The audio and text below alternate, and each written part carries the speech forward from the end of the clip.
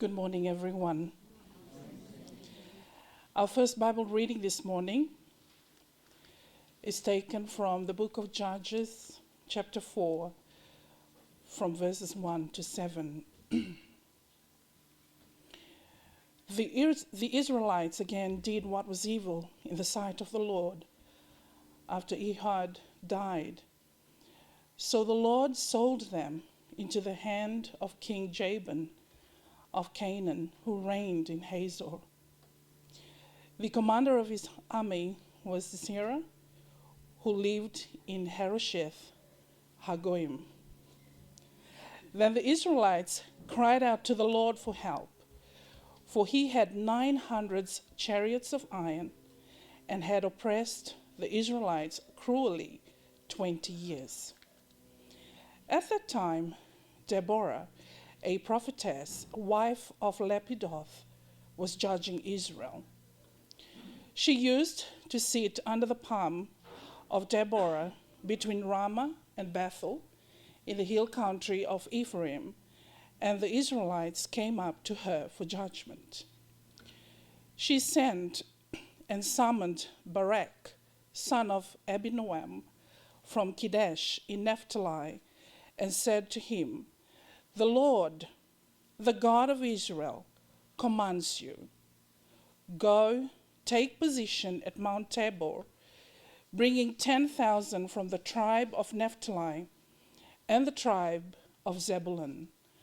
I will draw out Sisera, the general of Jabin's army, to meet you by the Wadi Kishon with his chariots and his troops, and I will give him into your hand." Our second Bible reading is from the Gospel of Matthew, chapter 25, from verses 14 to 30. It reads, "For it is as if a man going on a journey summoned his slaves and entrusted his property to them. To one he gave 5 talents, to another 2, to another 1, to each according to his ability. Then he went away. The one who had received the 5 talents went off at once and traded with them and made 5 more talents. In the same way, the one who had the 2 talents made 2 more talents. But the one who had received the 1 talent went off and dug a hole in the ground and hid his master's money. After a long time, the master of those slaves came and settled accounts with them. Then the one who had received the 5 talents came forward, bringing 5 more talents, saying, 'Master, you handed over to me 5 talents. See, I have made 5 more talents.' His master said to him, 'Well done, good and trustworthy slave. You have been trustworthy in a few things. I will put you in charge of many things. Enter into the joy of your master.' And the one with the 2 talents also came forward, saying, 'Master, you handed over to me 2 talents. See, I have made 2 more talents.'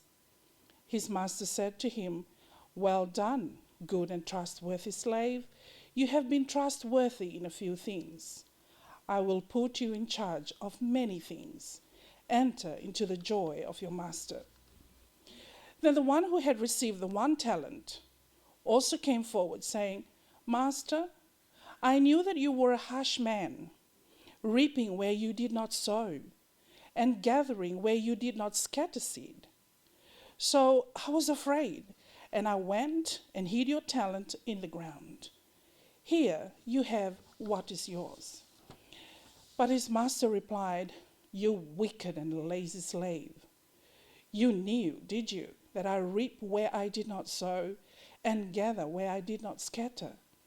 Then you ought to have invested my money with the bankers, and on my return I would have received what was my own with interest. So take the talent from him and give it to the one with the 10 talents. For to all those who have, more will be given, and they will have an abundance. But from those who have nothing, even what they have will be taken away. As for this worthless slave, throw him into the outer darkness, where there will be weeping and gnashing of teeth. O Lord, may your words live in us.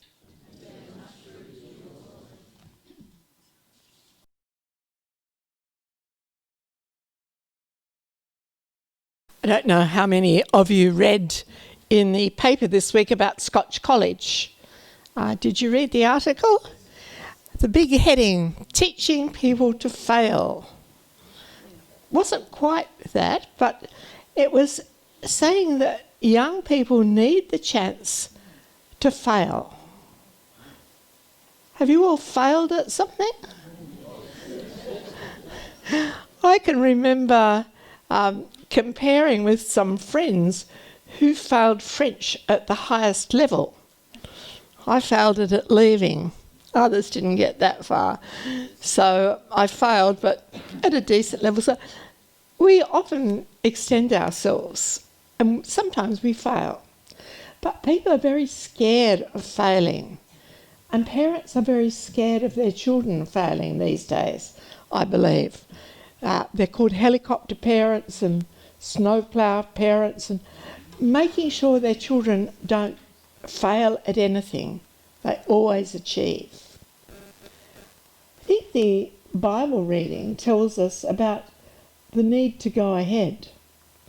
The story of talents, and in those days, money, talents were money. And in some places, today is Stewardship Sunday. I read a couple of sermons on stewardship. It's not something we do anymore, although I mentioned it at a regional gathering once, and people got very excited about why we do and why we don't.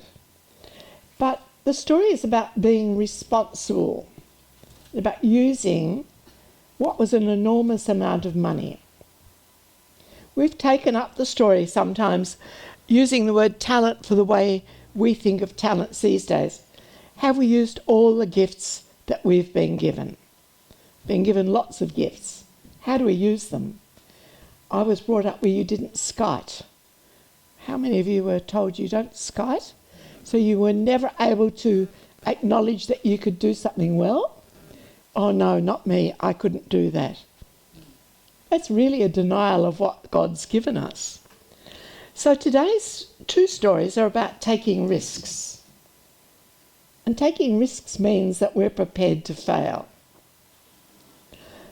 In the Old Testament readings over the last few months, we've been looking at the journey of the Israelites from Egypt, through the Red Sea, in the desert, settling in the land.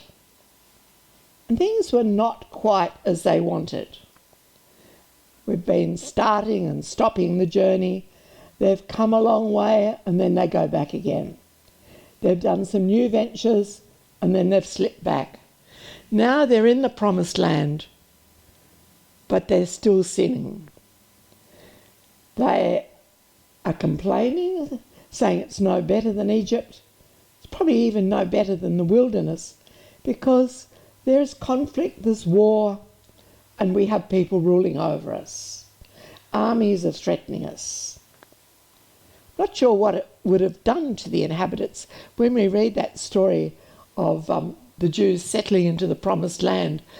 It's a bit difficult for us when we look at the whole history of colonisation, especially in this NAIDOC week. But that was where they believed God had led them, but then it wasn't really the way they hoped.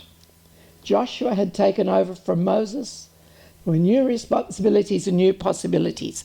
But the people hadn't changed. They still didn't obey the law. They were still sinning. And now they were threatened by an army. So they went to a woman judge. I think that might have been reasonably unusual, but there she was, sitting under the tree, ready to give judgment. She offered to help Barak. She told him that if he did what she said, then she would give the army over to him and he would conquer. Our reading stops there. I invite you to read the rest of it. The story of Deborah is quite interesting, and Barak and Sisera gets a bit gory at times. She gives him a possibility. He can go ahead and win. And then we read that he says, if you go with me, it might work. He's a bit hesitant. She says, well, if I go with you, I'll get all the glory. So Barak is left at the end of this reading having to make a decision for the future for himself and for his people. Isn't it just up to him? Where's God in this? Does Barak even ask the question? Where is God? What's God going to do? Is God with me? It's really a story about how much faith he had in God. All of us have to make decisions all the time. And the people in the gospel story had to make decisions. And their story is really a story about trust and willing to take risks. Possibility of failure, but going ahead. These 3 slaves were given money to care for, to look after, to steward. I read an estimate that the lowest amount was probably about $5 million in our currency. What would you do with $5 million? Would you be scared? You all see those posters every week saying, if you buy a ticket in Lotto, you'll be $20 million richer. Do you ever dream about what you might do with 20 million? My problem is I don't want to spend the money buying a ticket. Plus I was brought up that gambling is quite evil. They were given a chance to do something with this money or not. One was fearful and did nothing. Others may have been a bit fearful, but they knew their master took risks. So they took risks and made something. I can remember at school we went to the stock exchange and were told about buying stocks and shares. We're told that the greater the risk, the more possibility of profit or of losing everything. So I think we all decided we would all be very cautious after that. But is caution the best thing? The story is about a man who decided not to take a risk. Why didn't he take a risk? It was because he was scared of his master. He didn't trust his master. He had a vision of his master as one who would be angry. Perhaps it's a story about how we see God. Do we trust God? Or do we have a vision of God who is a judge, who will condemn us? If we make a mistake, if we do something wrong, then God's judgment will come on us. Are we willing to believe in God, to go forward, to risk things, to risk new ventures? God has given us so much. How are we going to use what God has done for us and for our church? What sort of God do we worship? And do we really believe that God is with us? God who has called us, and God who calls us into the future. We're going to have this consultation, and I say it is a consultation. We're here to listen to you, to talk to you, to help you look at your congregational life. What are the gifts and talents you have?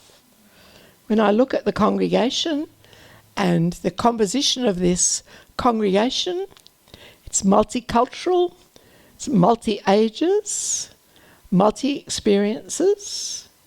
You have a lot to give. How are you going to use that?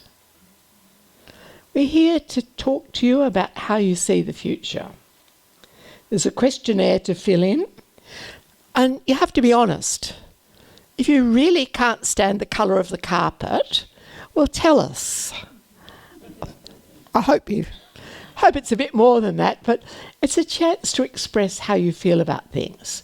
Could we have the chairs in a different configuration? But are you happy with the life of the congregation? Do you feel welcome? Are you willing to invite other people? Give us your feelings about your congregation. We want you to think about your church life. What gifts does this congregation have to share with the community? Is it willing to take risks in sharing them?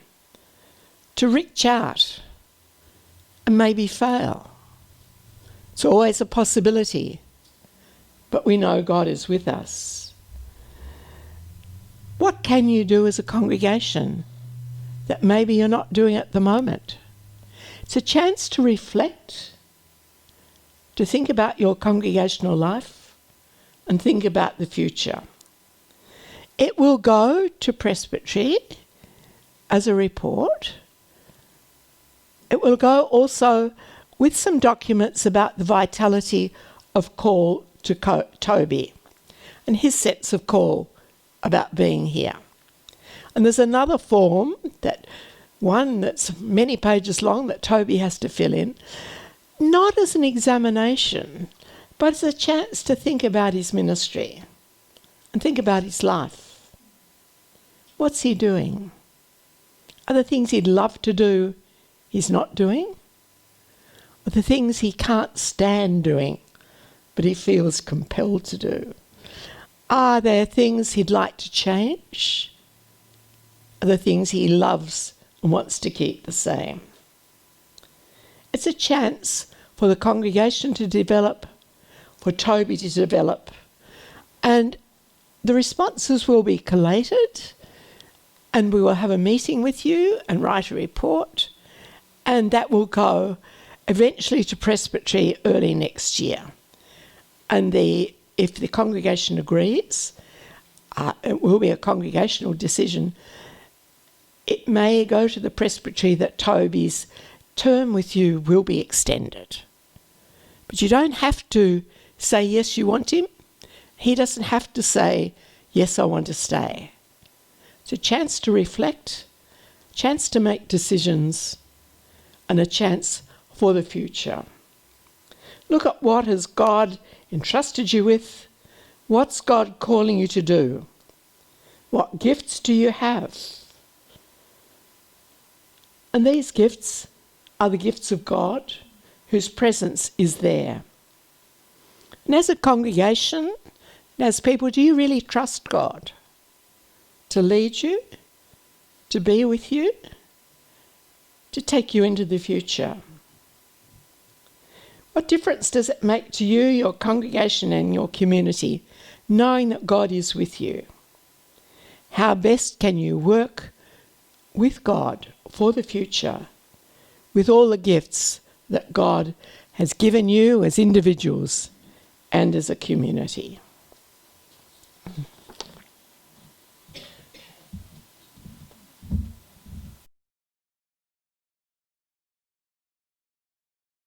And may the blessing of our adventurous Creator God go with you.